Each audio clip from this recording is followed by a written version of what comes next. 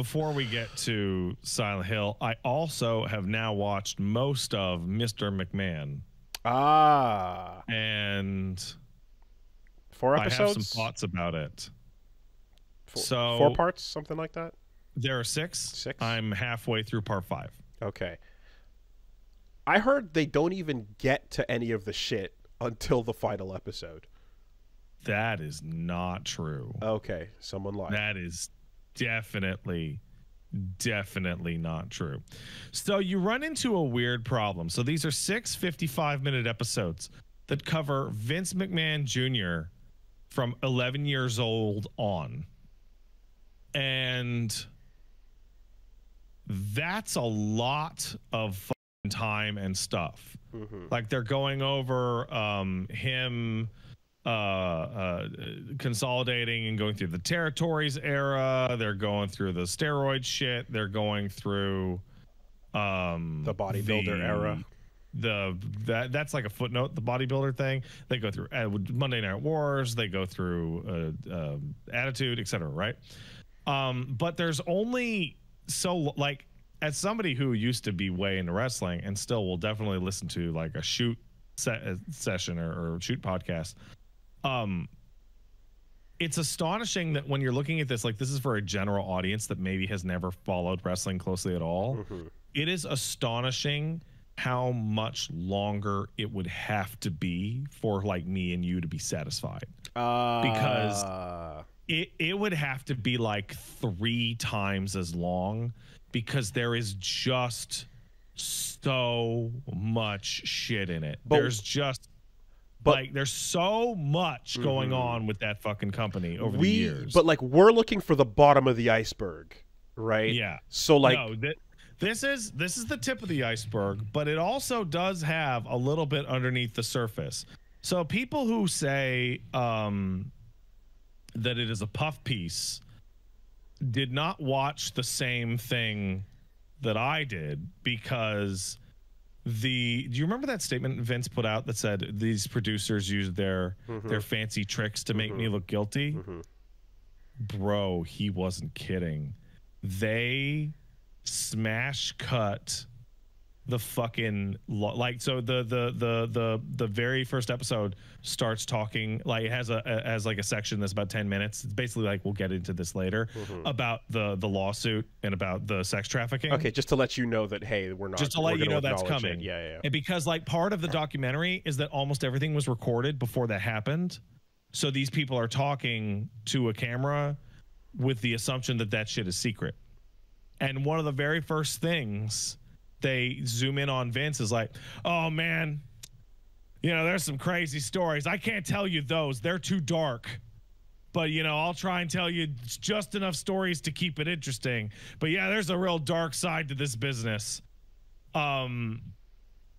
Just zooming in on him going, there's crazy stuff nobody knows about. Aptly named, because the dark side of wrestling also exists now. But anyway, there is a very small point in which they bring up Jimmy Snuka and Tony Atlas describing how like he suspects Vince made that murder go away. They actually touch on that. It's not like a whole section, but it's like a little like, yeah, no, Vince would just make problems go away.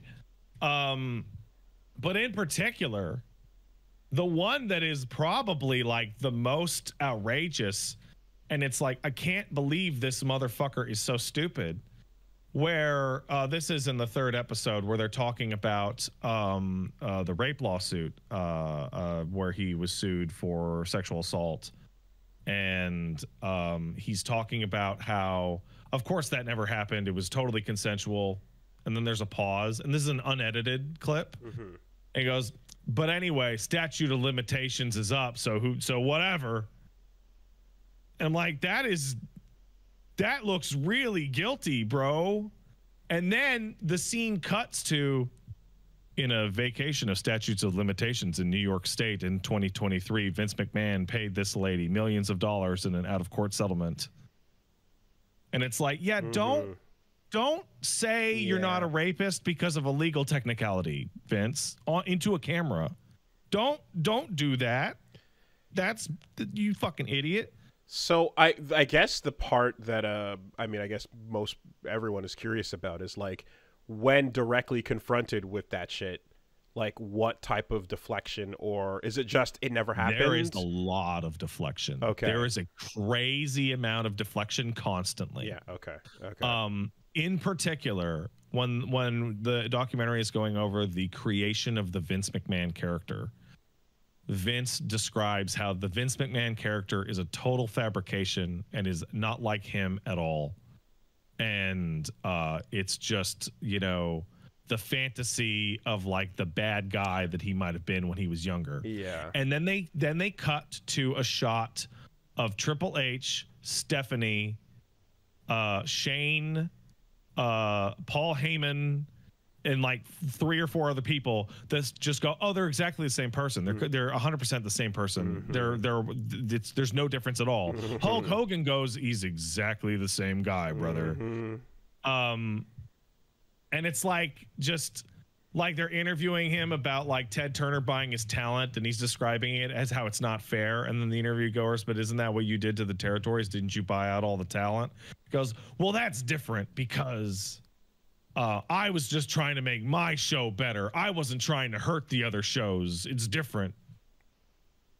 It's like, you're such completely full of fucking shit, Vince.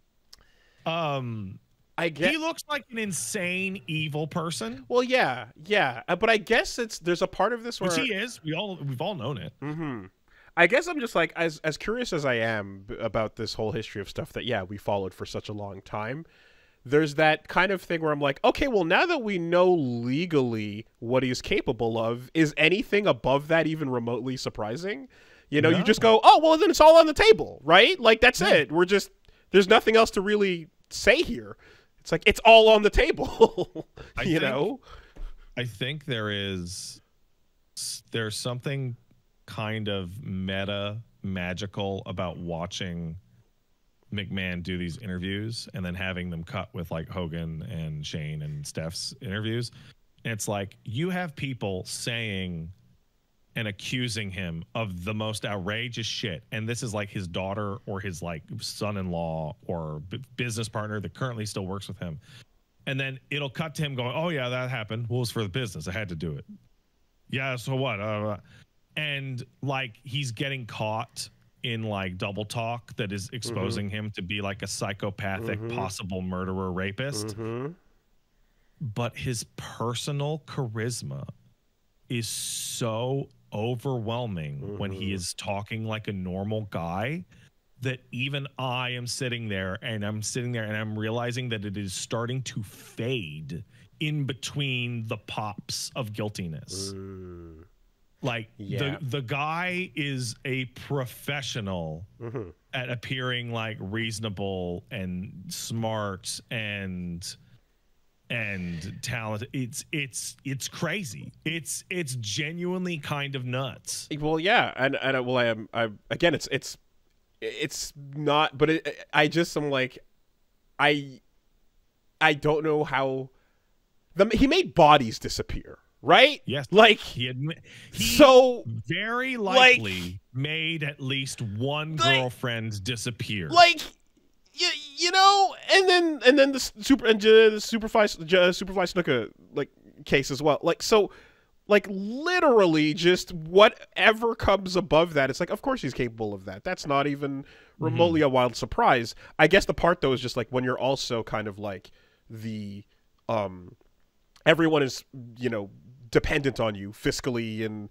you know, for every possible thing, then like you have a fortress around you of protection and there's only so much that can get through. But like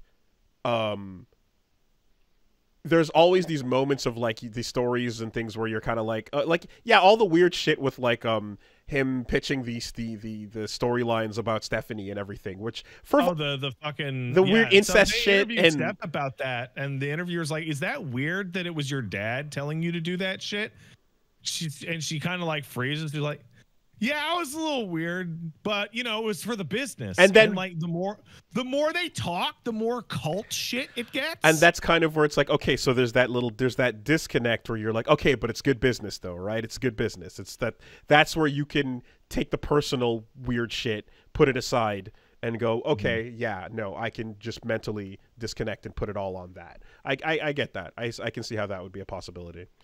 Fucking nuts. Okay.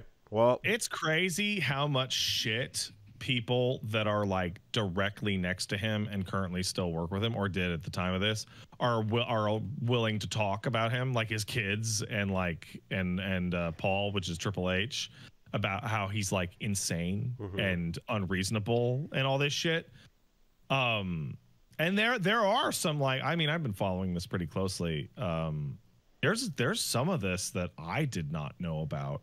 I did not know about the storyline about Vince in their personal life getting furious at Stephanie for not allowing him to pay-per-view her and Paul's wedding. In real life, Paul Levesque, Triple H, is driving around with Vince and Stephanie, and they're looking for wedding locations. And he's like, oh, what if we did a pay-per-view? And both of them are like, fucking no, Vince. Are you in? No, absolutely not. And then he starts to go, you're so selfish. You're so selfish. It'd be so good for the business. And then later, do you remember the street fight between Steph and Vince? Like there was a match where they had a street fight, no holds barred. Okay. Vince scheduled that for 6 days before her wedding. As a fuck you? As it appears to be, as a fuck you. And that match got all weirdly interpersonal dramatic, where Linda goes, if she has a black eye or a rolled ankle, we're getting divorced. You can't beat up your daughter before the wedding. And like dude's so crazy. You can't. If you're a sociopath, you can. Yeah. This is a story that they are just openly telling and going, Vince is crazy. Like they feel comfortable telling this narrative. If you're a sociopath, you can do anything. Absolutely. Yeah. It is interesting though how, like, you know, the energy around that, and like even around like the current P. Diddy stuff and everything is like, it's always just been an open secret for a while, but it just kind of is like, okay, there's some catalyzing event that then leads to a major news story, which then leads to a public like awareness that would, like, it breaches, right? Everyone kind of already knew. If you followed wrestling, you knew about all this crazy shit. If you knew about Puff Daddy weird shit, you always kind of heard about it, but it doesn't breach, I guess, the wide mainstream. And then eventually when that happens, then it's like, oh, now the legal stuff starts to happen as a result. You know, it's weird how it happens in that order. It is going through this. The overwhelming like feeling I get is that it is crazy how nothing sticks to this dude. Money, like, everything. Like no, but like even in situations in which money didn't matter, like when the federal government went after him for the steroid shit and gave Hogan immunity to testify, and then Hogan sunk the case, even though he was working at WCW at the time. Like. Vince is just like Teflon. It's crazy. It took like the most I hear you. Sex trafficking case anyone's ever heard of to get him out of there. I hear you, but money though. Like yes, but also have you considered money? Yeah, and that's when they cut to some newspaper reporters going like, "Oh yeah, no, he definitely tampered with witnesses on that. He definitely bribed people." Yeah. Etc. No, and then the moment that the people attached to the money no longer have to get anything from you, or are able to, you know, distance themselves and create force fields and fortresses of, you know, that make sure that you can't affect or fuck up the bag anymore, well, then you're cooked. You know, I mean, there's a really like sad moment. So I didn't know about the Ring Boy pedophile scandal in the 80s with two of the executives and Pat Patterson. I don't know about that. Yeah, so that one I did not know about, in which basically some old dudes were abusing the teenagers that set up the rings. Okay. And then those guys left the company, including Pat Patterson. And as they did so, Vince was very adamant, like, one of those guys was innocent. One of those guys was innocent. And then Pat Patterson's back on the roster 3 months later, like nothing ever happened. And like I was starting to go like, oh, you know what? Oh, it's a good thing that Pat Patterson from Montreal, he was innocent. And then they cut to fucking Tony Atlas, who's like, yeah, I never liked Pat because he's always grabbed my pecker in the locker room. And the interviewer was like, "Who did you do anything?" He's like, "Do what?" He's like, "Tell someone." He's like, "Tell who?" Pat's the number 2 guy in the company. Who am I going to tell? Vince and get fired? Why would I? Jesus Christ, man. Yeah. Yep. And now I'm thinking back that Pat Patterson, like being a fixture of that shit late into the Attitude Era. That's nuts, dude. I never heard about that one. Wow. Yeah, so even people like us who have been like scooping up dirty shoot bullshit for decades, there's still more. It's crazy. It's crazy. It's the most carny shit that's ever been. Yeah. Ever. Once again, though, like money. But money, you know? Hey, remember when the fucking Epstein Black Book list of names, like, was a thing, and then all of a sudden it wasn't a thing? Where'd that book go? Well, you know, it's like, I lost it. You know, like, oh, the lady that found it said, and then she turned it over. There's a whole thing about that. Like, it's just, yeah, no, dude. That's crazy. Yeah. And then, bananas. and what's awesome is that if you have a giant list of people, and you like, so if some of the shit that's mentioned or some of the names are mentioned are discredited, then they can all be discredited, right? Like, there's no reason to take any of that shit seriously. So I think one of the bigger takeaways, genuinely, that I kind of knew in my heart, and little details there, which was going into absolute exhaustive detail about what an absolute piece of fucking shit, traitor, scumbag Terry Bollea, aka Hulk Hogan, is. Oh, what happened? How he is he's walking out of WWF. He's like, "Hey Vince, I'm gonna go do movies." Besides his daughter, his prior problems with his daughter's preferences. Yeah, but besides all that stuff, he's like, "Listen, Vince, I'm gonna go do movies, and I love you, buddy, and we're never, you know, don't worry. You know what I'll never do? I will never, ever work against you for the competition."